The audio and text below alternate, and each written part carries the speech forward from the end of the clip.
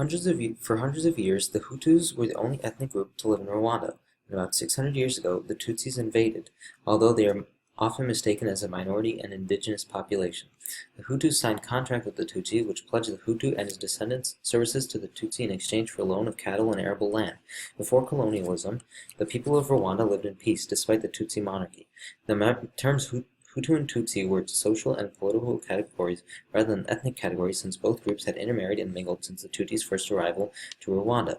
During colonial times, the Belgians treated the Tutsis as better than the Hutus and considered them superior, creating an ethnic divide between groups.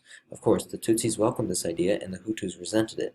However, there was little conflict between the groups even during colonial times until independence.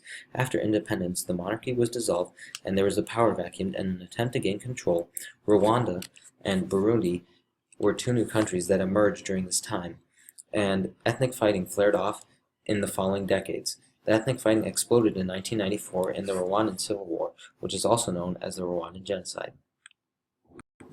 The Rwandan president during this crisis was the incumbent Juvenal Habyarimana, who systematically discriminated against Tutsis and was beginning to lose popularity. Meanwhile, Tutsis were forming the RPF, Rwandan Patriotic Front, which was supported by moderate Hutus. The RPF, in an attempt to overthrow President Habyarimana, continued to attack the Habyarimana regime and force its way into the country. In August 93, after several attacks and attempts of negotiation, President Habyarimana and the RPF signed the Arusha Peace Accords, which did little to stop the unrest. In April 1994, President Habyarimana's plane was shot down, and fighting broke out the next day. In addition, many chief members of staff and the president of Burundi, Cyprien Ntaryamira, was also assassinated. It is unclear as to who shot down the plane and assassinated these officials, but Hutu Rwandan army extremists and the RPF may have played a role in these events. The Arusha Accords were a UN-sponsored peace agreement between the Rwandan government and the RPF. The Arusha Accords were signed in order to stop the 3-year-long Rwandan civil war. Despite being the document that ended the civil war, the fastest and most systematic genocide the world had ever seen took place 9 months after the accords were signed. The international community failed to support Rwandans' efforts for peace, as well as the Rwandan government and RPF's failure to implement peace. In June 1992, the government of Rwanda and the RPF reached a stalemate, and thus began the first actions towards formal negotiations, which took place in Arusha, Tanzania. Attempts at peace appeared to pay off because 2 days after negotiations, a ceasefire was reached. The second phase of the accords concerned a new, broad-based transitional government in which presidential power was reduced to mere ceremonial ones, and the RPF gained some in return.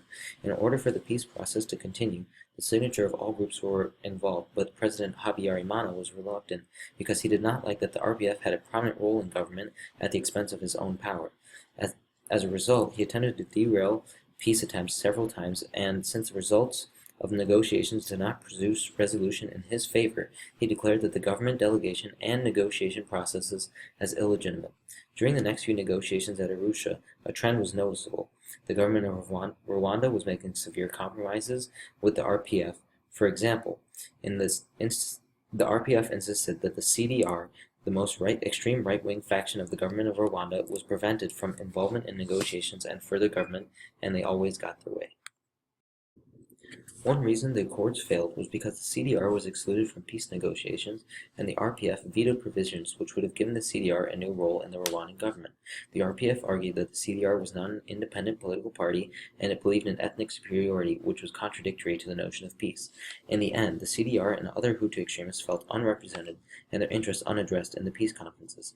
Additionally, the RPF received power similar to the former government of Rwanda and greatly benefited from the negotiations. However, before they could use this power to any extent, the CDR and other Hutu extremists engaged in mass murder. One section of the accords referred to employing a UN peacekeeping force to counteract extremists. Third parties, such as the UN, naively put their faith in this peacekeeping force. However, after the recent incident in Somalia, Black Hawk Down, the UN was not committed to maintaining a peacekeeping mission in the same region. Additionally, the international mediators failed to comprehend the lengths to which Rwanda's entrenched elite would go to preserve the status quo. These international actors or custodians of peace failed to oversee the implementation of peace agreements and failed to secure a safe environment in which the Arusha Accords could be implemented.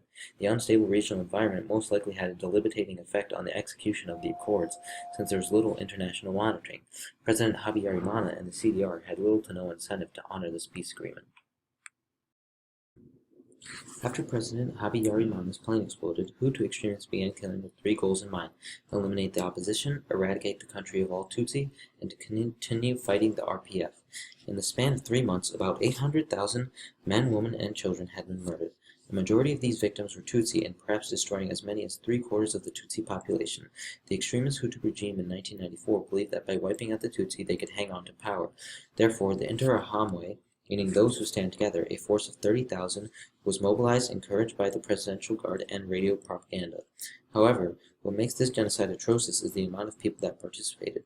In order to get more participation, soldiers and police officers encouraged ordinary citizens to take part, and oftentimes participants were given incentives such as food, money, and sometimes even the land of the Tutsis they killed. This mass killing, however, cannot simply be called genocide because several thousand moderate Hutus were murdered as well. Thousands of Hutus were murdered because they opposed the killing campaign and the forces directing it. Hutu extremists murdered the Rwandan Prime Minister Agathon Uwilingiyimana and several other moderate Hutu politicians in order to prevent them from forming a new moderate coalition government.